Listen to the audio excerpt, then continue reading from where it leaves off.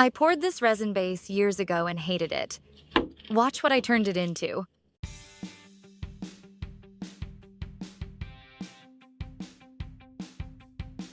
Welcome to Happy Place Creations by Connie. Today I'm going to show you something really exciting, how to transform an old resin project you didn't like into something absolutely beautiful and functional. This blue pearlescent base, I poured this years ago when I was first starting out with resin, and honestly, I didn't like how it turned out. It's been sitting in my shop ever since, just taking up space.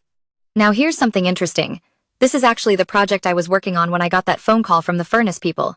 You know, the one I mentioned in my safety video? The call that led to me taking off my gloves and eventually getting resin in my eye? So if you watched my resin safety video, I hope the furnace people did too. Because that phone call changed everything, not just for my safety awareness, but it also reminded me about this old piece sitting in my shop. But here's the thing, I never threw it away. And I'm so glad I didn't, because today I'm going to show you how I transformed this old piece into a gorgeous floral plaque with a really clever feature. It's not just decorative, it's functional too. You can hang your keys on the top clip and store your gloves underneath. It's perfect for your entryway or mudroom. So if you have old resin projects sitting around that you're not happy with, don't throw them away. Stick around and I'll show you how to give them new life. Let's get started. Alright, now I'm carefully peeling this floral sticker from its backing. I want to make sure I don't tear it or stretch it. These stickers can be delicate. I'm positioning it on the blue base. Now, I didn't quite get it perfectly centered. It's offset a little bit. But you know what? It works. Sometimes things don't have to be perfectly centered to look beautiful. The offset actually gives it a more organic, natural feel. Now I'm using this Cricut scraper tool, the wide one, to smooth out the sticker and push out any air bubbles. I'm starting at the top of the sticker and working my way downward towards the bottom. This technique helps push the air bubbles down and out instead of trapping them in the middle.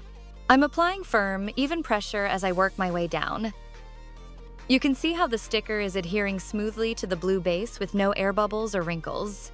This Cricut tool is perfect for this job. It's wide enough to cover a good area, and the edge is smooth so it won't scratch or damage the sticker. There we go. It's applied smoothly with no air bubbles. Look at how beautiful that blue rose looks against the blue pearlescent background. Even though it's slightly offset, it looks perfect. Now I'm adding these little resin flower accents. I'm placing them strategically around the design to add extra dimension and detail. These will sit on top of the tray and create beautiful little 3D elements. Perfect.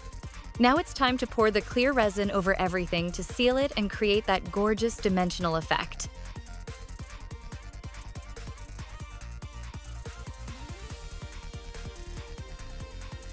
I want to mention something real quick. I'm trying out a new camera angle for this video, and I do apologize that I'm off camera quite a bit during some of these steps. After making this video, I've decided I'm going back to my original view. I feel the original camera setup worked better for showing you the process and keeping me in frame, so you'll see that back in my next videos. But for now, let's continue with this project.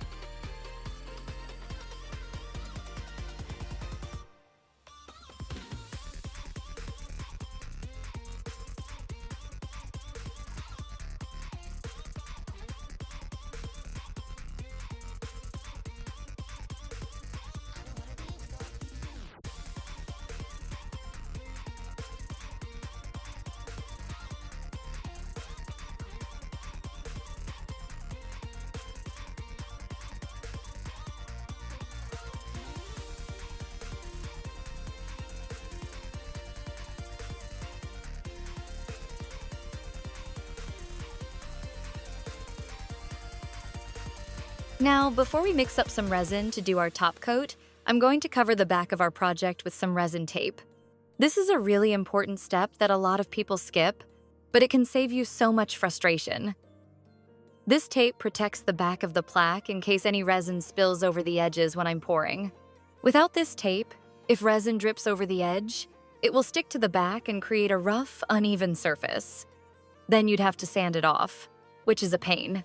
But with this resin tape on the back, any drips will stick to the tape instead, and you can just peel the tape off when it's cured. I'm applying the tape to the entire back surface and smoothing it down carefully to make sure there are no air bubbles or wrinkles. Now here's the important part. I need to trim this tape around the edges of the project. I'm carefully cutting around the perimeter, following the shape of the plaque. You want the tape to cover the back completely, but not extend past the edges. After I trim, I'm using an emery board, yes, a nail file, to go around the edge and smooth out any rough spots or uneven areas where I trimmed the tape. This gives you a nice clean edge. There we go, the back is completely protected with a smooth, clean finish. Now, when I pour the resin on the front, I don't have to worry about drips ruining the back of my plaque. All right, now I'm ready to mix up my clear resin and pour the top coat. Let's do this.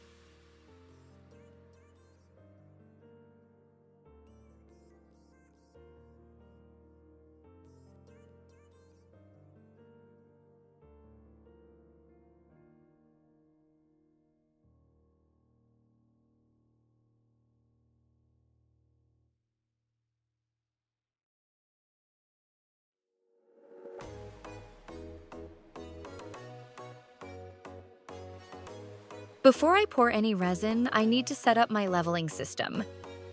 And this is really important. If the board isn't perfectly level, the resin won't just pull to one side. It will actually run right off the board. So getting this right is critical. Here's my process. First, I'm taking 4 little containers and placing them underneath the board to bring the board height up. This gives me the elevation I need to work with. Now, here's where it gets clever. I'm taking these paint sticks and I'm wrapping them with masking tape to build them up to the exact height I need. I'm adding layers of tape until they're the perfect height. Why am I doing this? Because I need to make sure that when I attach my sewing clips to the edges of the plaque, those clips are going to lay completely flat on the surface of the plaque. If they're too high or too low, they won't sit flush, and the resin won't lock them in securely. So I'm carefully measuring and adjusting the height of these paint sticks with the masking tape until they're exactly right. Each one needs to be the same height, so the plaque stays level. Now I'm attaching the sewing clips to the edges of the plaque, 4 of them total. And I'm making sure they're positioned at the right height so they lay flat on the plaque surface. Perfect! The clips are laying completely flat on the plaque. When I pour the resin, it will flow over these clips and lock them in permanently. They'll become functional features. You can hang your keys on the top clip and store your gloves underneath. Let me do a final check to make sure everything is level from all angles. I'm checking front to back, side to side. Everything needs to be perfectly flat. All right, the plaque is level, stable, and the clips are positioned perfectly.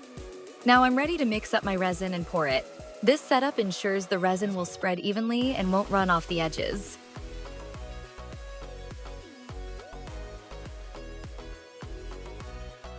Now I'm mixing up my Let's Resin epoxy according to the manufacturer's instructions. I'm using Let's Resin brand for this project, and I'm adding in just a touch of crushed crystal to give it an extra sparkle. Just a little bit, you don't need much to get that beautiful shimmer effect. Here's my technique for pouring. I start by putting just a little bit of resin in the center, and then I pull it towards the areas where I need it. I'm not flooding the whole surface right away. I'm working strategically. First, I want to secure my little resin roses up in the corners. So I'm pulling some resin up to those corner areas where I'm going to place them. Now, here's an important tip. You don't want to put too much resin on any surface if you're going to be adding embellishments, because those additives will raise the level of your resin. So I'm being careful to use just enough resin to secure these little roses in place. I'm placing my little resin flower embellishments now, 1 in each corner. Perfect! They're sitting right where I want them, and the resin is holding them securely. Now I'm also pulling some resin down towards where my clips will be positioned. I want the resin to lock my clips in permanently, so I'm making sure there's resin in those areas before I place them. I'm positioning my clips now, making sure they lay flat on the plaque surface. The resin underneath will lock them in place permanently. After I have my embellishments and clips secured in their locations, now I'm pouring more resin to fill the surface, creating that beautiful thick dimensional layer. But I'm being very careful as I get close to the edges.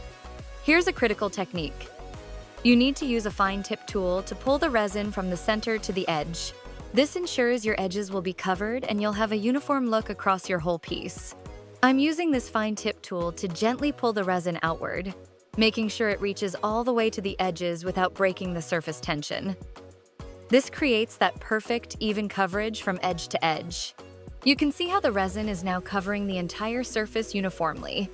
The sticker, the little rose embellishments, the clips, everything is sealed under that beautiful crystal clear resin with just a hint of sparkle from the crushed crystal. Perfect. The resin is distributed evenly, the edges are covered, and I haven't overfilled it. Now we wait for this to cure.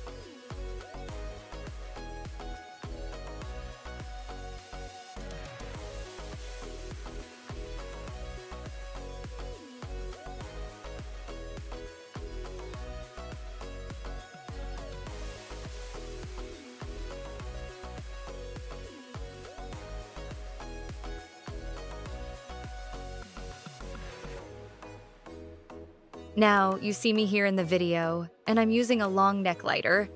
I'm using this to pop any of the bubbles that might be forming on my plaque. Here's the important part. You don't put the fire directly into the resin. You hold it just above the surface, and the heat is what pops any bubbles that come to the surface. Just pass the flame over the resin quickly and gently. Now, when you're doing a plaque like this, most people don't like to use the alcohol spray on the top because they say it leaves a film. I do sometimes, and sometimes I don't, depending on the project. For this project, I decided to use a long neck lighter instead. It works beautifully for popping those bubbles without any risk of leaving a film on the surface. Now, here's an important tip. You may want to watch your project for about 30 minutes, using the lighter every 10 minutes or so, just to pop any bubbles that rise to the surface. Bubbles can continue to form as the resin settles and releases trapped air. After about 30 minutes, you should be fine. The resin will have settled enough that new bubbles won't form, and then you can just let it cure undisturbed. There we go, nice and smooth with no bubbles. Now we let it cure for the next 24 to 48 hours. All right, it's been 48 hours and the resin is fully cured. This is the moment we've been waiting for. Let's see how it turned out. First, I'm picking up the board carefully. The resin is hard and fully cured, so it's safe to handle now. Now I'm removing the paint stirrers that were holding everything level. These were just temporary supports, so they come right off. Let me show you these clips, look at this. They're completely locked in by the resin. They're not going anywhere. Give them a little test, they're solid and secure. These are now permanent functional features of the plaque. Now I'm turning it over to show you the back. Remember that resin tape we put on to protect the back? This is where it really pays off. I'm peeling off the tape now. Look at this. The back is completely clean and smooth. If any resin had leaked over the back, it would have stuck on the back in a glob, and we would have had a really difficult time sanding those down. It really would have been a mess sanding those off. Resin is hard and creates a lot of dust when you sand it, but with the tape, all we had to do was peel that off, and those globs would have just popped right off with the tape. No sanding necessary. The tape takes all the drips and overflow with it. This is why that tape step is so important. It saves you so much cleanup work, prevents a messy sanding job, and gives you a professional finish on both sides of your plaque. And before I show you the finished product, let me show you what it looked like before and then after. Thank you so much for being here with me today. I really enjoyed showing you how to repurpose your leftover resin pieces and turn them into something beautiful and functional like this. I hope this inspires you to look at your old projects, your scraps, and your leftovers with fresh eyes. You never know what they can become. If you enjoyed this video, please give it a thumbs up, share it with your fellow crafters, and subscribe to my channel so you don't miss any future projects. I post new videos every Wednesday, Thursday, and Friday at 8 a.m., so mark those calendars. Thank you again for watching, and I'll see you in the next video right here on the same crafty channel at the same crafty time. Happy crafting!